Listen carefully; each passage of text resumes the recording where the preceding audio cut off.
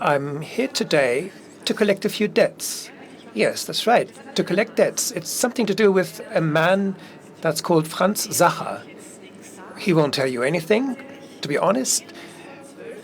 It didn't mean anything to me either until about 12 years ago. Back then, I moved into a new flat in Vienna, an old apartment block in a working-class district called Ottakring. The year the house was built is engraved on the glass of the front door in 1904. Shortly after I move in, my grandma comes to visit me and says, "Barbara, you are not going to believe this." And out of her pocket, she pulls a really old birth certificate, and that is the birth certificate of her mother, my great-grandmother. She was born in 1912, and on this birth certificate, you can see where her parents were registered. And this Franz Sacher, my great-great-grandfather, was registered in exactly the house in which I, 100 years later, moved in. Well, there you have it, the breadth of history. Franz Sacher was a bricklayer's assistant, which is also written down on this birth certificate, and he was a bed-renting lodger. He was 34 years old, and he didn't have enough money to buy his own bed, let alone rent a flat. And that's how it worked. People were taking shifts, sleeping in beds, 8 hours, the one person, then the next, and my great-grandfather was not an exception. 170,000 workers in Vienna lived just like Franz at the time, and the world must have looked very different to him than it does to us today. He wasn't allowed to vote back then. It was only in 1918, 6 years after my great-grandmother was born, that everyone, men and women, was allowed to vote. And at the same time, the 8-hour working day was introduced. And it's only in the last 50 years that women in Austria have been allowed to take a job without their husband's consent. And in an absurdly short 25 years, it is that rape in marriage has become a criminal offense in this country. Now, none of this fell from the sky. It was hard won by those that came before us. Shortly before my great-grandmother was born, food prices went through the roof in Vienna. In the quarter that where I live in now, there were hunger riots. Government buildings were stormed, shops looted, shop windows smashed. And then the military came along. The neighborhood where I live today looked like a war zone at the time, and I have no idea what role Franz Sacher, my great-grandfather, played back then. Maybe he was on the street. Did he demonstrate? Was he shot at? I don't know. But what I do know is, on these streets, democracy was hard won. Today, there are no more beggars or bed-renting lodgers in Vienna, but there are free elections, freedom of the press, and civil rights. We can no longer imagine a world without these achievements. But that's only because people have been there before us who had enough imagination to imagine the world with these achievements. It looks so logical, so compelling in hindsight, and normal, but it was a miracle and a dream. It's completely natural for us that women can vote, that gay people can marry. And that's why we forget how much violence and humiliation and arrests these activists had to endure for something that today we say, well, to use a Vienna term, na nona ned, well, it's so natural, what are you on about? And that is an important paradox of progress. What lies behind us is completely natural when we look in the rearview mirror, but we don't see the battles that went on before that, just the result. And if we look ahead through the windscreen, everything seems so tough and unchangeable. I'll give you an example. Slavery was not defeated by a war overseas. The end of slavery was sealed on a Tuesday afternoon on the 17th of May, 1787. 12 men met in a small print shop in London, and together they founded the Society for Effecting the Abolition of Slavery, amongst inkwells and sheets of paper. 20 years later, the slave trade in the empire was abolished, and another 26 years later, slavery was banned throughout the empire. The US only followed suit 80 years after this memorable Tuesday afternoon. Between the Haymarket riots on the 1st of May in Chicago and an 8-hour working day throughout the US, there were 52 years. Nelson Mandela had to be in prison for 27 years and then negotiated for another 4 years until apartheid was history. But the look in the rearview mirror swallows up the years of building, the time a movement needs to gather strength. Saul Alinsky, he is a community organizer and a civil rights activist, and he was a great inspiration for Barack Obama. He said, "Successful revolutions are like a play, a theater play. In the first act, the characters and the plot are introduced. In the second act, they are developed further, and the audience's attention must be held, but only in the last, the third act, there is a confrontation between good and evil." If we follow Alinsky, then movements burn out if they enter into confrontation too quickly and skip the incubation phase. If they leave out the time they need to plan, to debate and grow and convince. But wouldn't it be so tempting to skip the first act?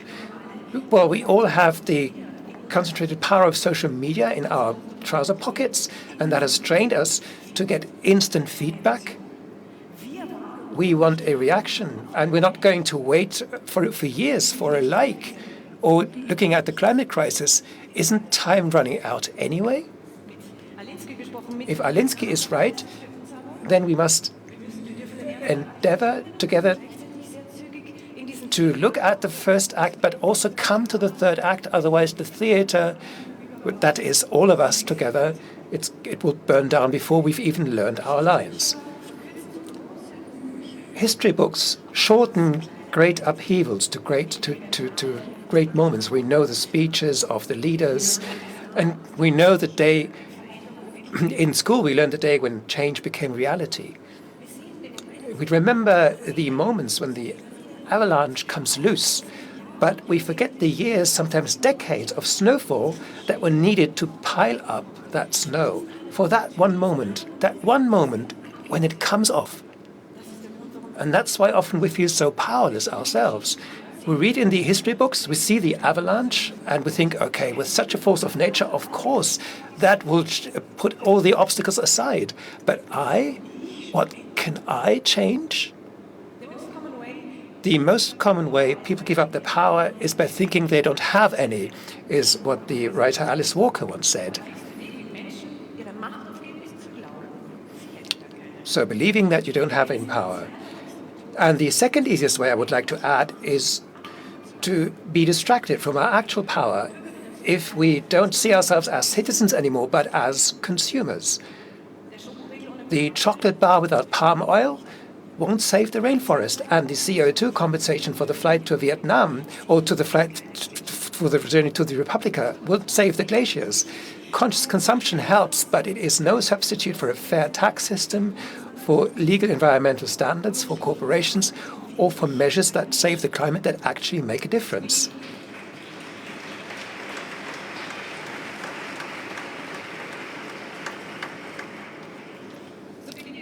Just as the conscious decision to raise one's child without violence will not protect the neighbor's child from violence. That's what politics is for. That is where the framework is created, where change is molded into norms and rules. But, to paraphrase Alinsky, politics is just a stage on which the play is played out. It was written by thousands, sometimes millions of people, sometimes supposedly just the audience, but in fact they are the director. Every change here in your heads, women's suffrage, the abolition of slavery, the civil rights movement, change is completed by politics, and the center of society can then observe it, but it begins at the margins. Change always means that something that was previously accepted becomes impossible. Something that was so commonplace is suddenly rejected. But when how does a minority opinion become a majority resolution? How do we get there? Rosabeth Kanter looked at this. She investigated US companies and she wanted to know, how does a company culture change? She was looking at the women in these companies and they experienced, well, they were belittled, not heard, and in the worst case, they were harassed. But only until they made up about 15% of the workforce. When the share rose to about 34%, 35%, then they changed the corporate culture to their benefit. They ran experiments at the University of Pennsylvania that placed that tipping point a bit lower even. They said 25% are enough if these 25% are well organized. But how does that fit in with my next figure? 80% of Germans are worried about the climate. And what is happening here? Why is nothing coming and nothing really is tipping? I'm not going to paint the apocalypse. You've been watching that painting for such a long time.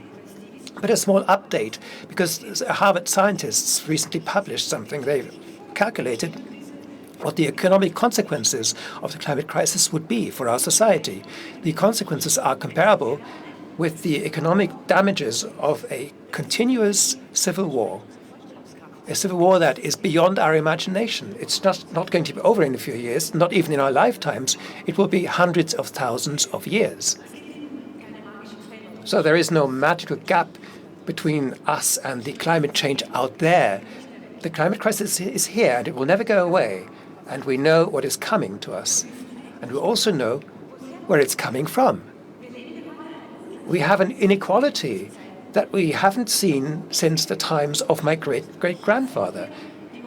As if we had never abolished the monarchy. The 26 richest people in the world own as much wealth as the poorer half of the world population. That's 4 billion people put together. So half of the wealth that we have on this planet fits into a classroom. And money is moving upwards like a magnet. Since 2020, 2/3 of all wealth growth worldwide has gone into the pockets of the richest 1%. So we were living in a plutocracy, and I would like to add, in a plutocracy. Oxfam has calculated that the richest 1% emit more exhaust gases into the air than 2/3 of the world's population combined. One billionaire is as toxic to the climate as 1 million normal people. That's interesting. 80% of people. That's interesting. 80% of people are also seeing this, and this survey after survey after survey really tells us this. So how can that be? Nothing changes, and how can that be? Antonio Gramsci called it hegemony. 80% of people know that in terms of climate change, we're racing towards a wall against which civilization will collapse. But 80% also say that they avoid talking about the climate because they think the issue is divisive. Ideologies are like the air we breathe. They're so self-evident that we don't even recognize them. And whatever we don't recognize because we believe that we're in the best possible world. We live in a world without alternative. So it's unthinkable, and therefore also unspeakable.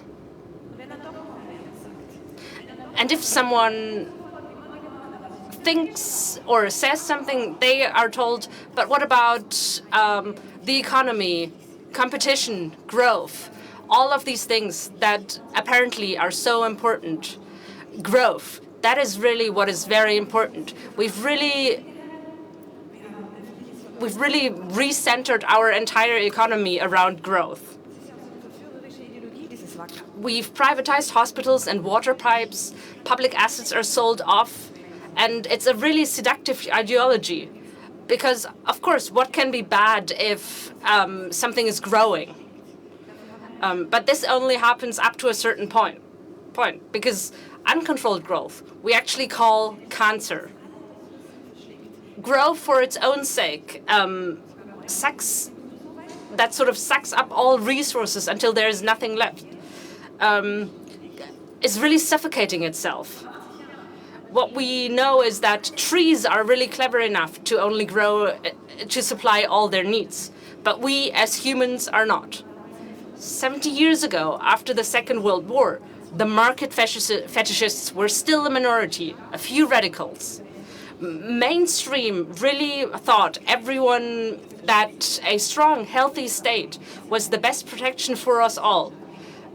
Even the US actually had a top tax rate of almost 95%. The money was used to build schools, railway lines, and hospitals. The weirdos back then were the market radicals, like the economist Friedrich Hayek. He once wrote that an idea needs a generation or longer to persevere, to become mainstream. That's why our current thinking seems too powerless to influence events. But that didn't actually discourage them. It actually encouraged them because they understood that an extreme idea doesn't seem as radical if you find a more radical idea next to it. We can look at this today. If you're looking at sort of the Potsdam neo-Nazi conference, the FPÖ, which is a far-right Austrian party, suddenly looks like a real party, suddenly looks statesman-like. The neoliberals really understood this back then, and they're calmly set up these institutes to flood the world with their view of things until they become the hegemon. Margaret Thatcher, the British Prime Minister, was asked after she wasn't Prime Minister anymore, what was your biggest success? And her answer was Tony Blair and New Labour. So when your ideology seems so natural that even your political opponents adopt it, what a successful project, what a success story. It still has an impact today. Most of us don't actually even believe in changing or that conditions can be changed. Now, we can of course always argue that people lack information. We need to inform people better. But I have to tell you, I think it's wrong. Climate change research has become mainstream. But I think it's not actually an information problem. I think excessive inequality in wealth and climate issues is not an information problem. It is actually a power problem, a hegemony problem. 80% of Germans are afraid of talking about the climate. And I tell you, this is more about all of these hegemony factories than we would like to know. The same institutes, the same organizations that tell us and that have told us for years and years that we need a market, that we need growth, are the same that now want to criminalize all of the climate change activists. Take a look at the Atlas Network. It was founded by Hayek homie, who had already sort of initiated and co-founded institutes all around the world. It was financed by the tobacco and fossil fuel industry. And what are they doing? Well, obviously in Brazil, for example, they have promoted the structures that helped to make Jair Bolsonaro president. The homophobic, misogynistic, and far-right Bolsonaro. His main political concerns, cutting down the rainforest, destroying the rule of law, and racism. And they are pushing this agenda around the globe. Now, there's a British Atlas offshoot that is a think tank called Policy Exchange, actually has started to defame the climate movement, Extinction Rebellion. And now they're trying to ban them, to defame them, and then to criminalize them. And they're being quite successful at this, where the laws don't exist. The laws are actually being made. So, for instance, British Prime Minister Rishi Sunak thanked Policy Exchange last year at the summer party for their great help. The policy exchange actually helped with the draft laws that criminalized this kind of Extinction Rebellion's road blockades, that also actually forced the group to abandon their street protests. In Germany, it is someone called Frank Schäfler, who sits in the Bundestag for the FDP, his Prometheus Institute. He is really, really afraid of the heat pumps. And he says that he fights against the climate religion.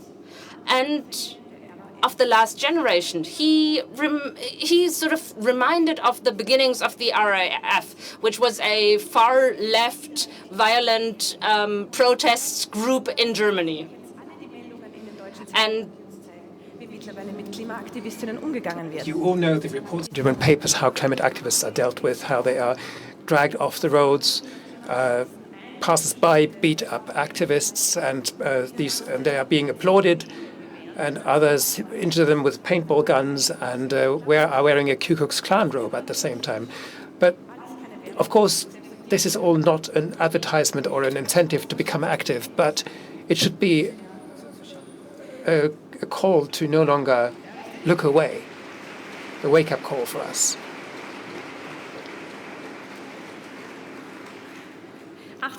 80% of Germans say they don't talk about the climate crisis because they're afraid of it, and they're afraid of it being divisive. And the University of Pennsylvania has told us that 25% of well-organized people are enough to turn things into the positive or maybe the negative if we let them. And that is just the point. If we let them, then they will turn things into something negative. The French sociologist Pierre Bourdieu has put it very well. And he said that nothing is more innocent than just let things take their course. And I'm afraid that probably he was talking to us as well. It's not getting any easier. No, it's not getting easier. There's 12 in the printer's shop in London. It wasn't easy either. Slavery at the time was the hegemony. It was part of the world and of the economy. A quarter of humanity owned other people at the time. And I'm sure that everyone that agreed with these 12 said would have continued. But the economy, and they were right, for the economy, the abolition of slavery was not good. Of course not. The British economy was shrinking, but humanity grew. That's at least the way I see it.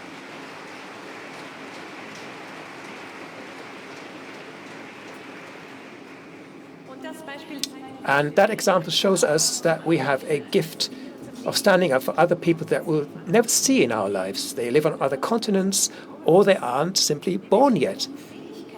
We have the ability to think ideas beyond space and time. We can imagine abstract things that don't even exist. For example, gods, the invisible hand of the market, or the conscience of the German politician Friedrich Merz, the leader of the conservative CDU party.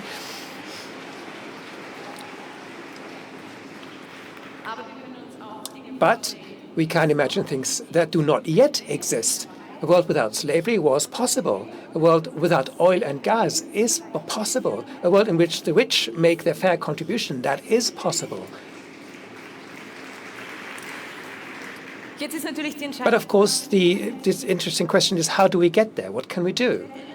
We only change the world by changing how people look at the world. If we dream together and talk about how the world could be different in a way that everyone is living a good life, now and in the future.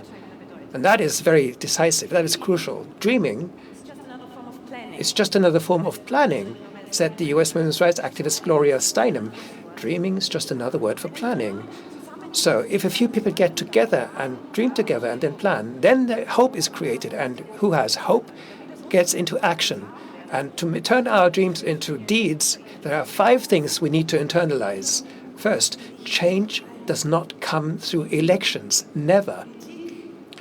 Politics can turn change into laws at the end and sign it off, but it started on the streets. Politics can only take up what is already there, and then it can make the rules around it. It needs the pressure from below to push through the changes against the mechanisms of hegemony. Second, change is training, and it needs training like a muscle every day. Use it or lose it every day. There is no sense of just getting involved in an absolute emergency, because then you are too weak to actually cause change. And fighting for change, even with a lot of training, is very, very inconvenient and hard. Those that want progress is, of course, at first a nuisance. That lies in the nature of things. You are trying to change circumstances, otherwise you would stabilize it. Antonio Gramsci, an Italian philosopher, not only wrote an outstanding theory on hegemony, he also was active. He founded newspapers. He wrote against fascism, and in the aid he paid for it with his life. He said of himself that he is a partisan against indifference. For him, life meant taking sides. And who takes sides makes themselves attackable. But if we don't feel any resistance, then we are certainly going in the wrong direction. So fourth, change is work on the system. So conscious shopping, it's great, but it won't save our world. Slavery was not abolished by consumers who decided to stop buying slaves. It was abolished by citizens who decided that they were going to abolish slavery.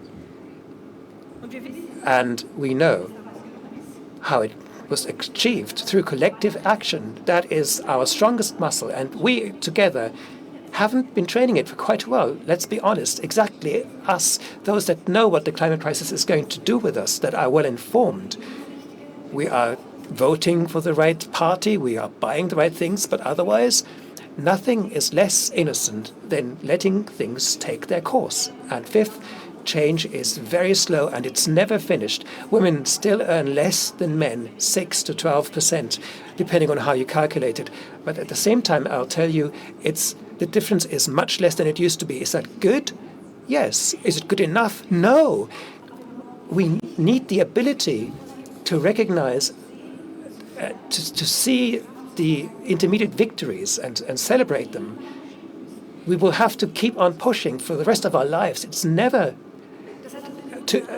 time to go home. It's always too early to go home. So we can create a different world. But the bad news for you is everything you have to do yourselves, just like those that were before us.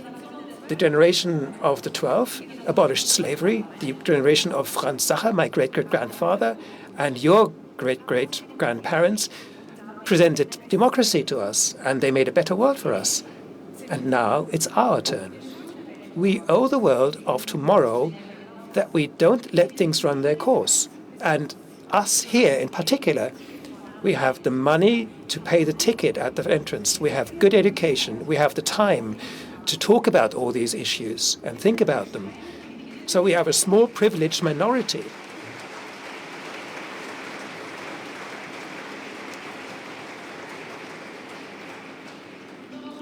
And Noam Chomsky once wrote about this privileged minority that it has a certain kind of power stemming from political freedom, access to information, and the right to free speech, freedom of expression. But with that power, sadly, there is an obligation, a responsibility. The responsibility for the change that we want to see lies in our hands, nowhere else. So stop looking at the stage. Look around you. To your right, to the left of you, all those who work together to bring about the change are already here. They are sitting right here, right next to you. Stop looking at the stage. Don't wait any longer. Start rewriting the play. Thank you.